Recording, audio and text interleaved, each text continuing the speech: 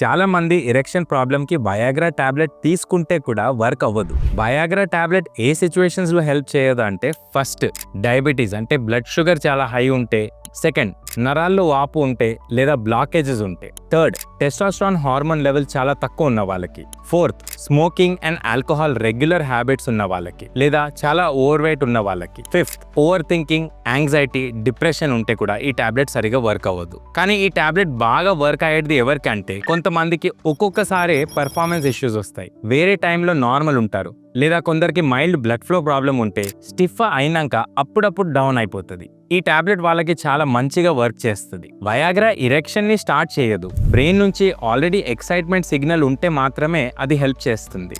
అందుకే root cause fix అవ్వాలి.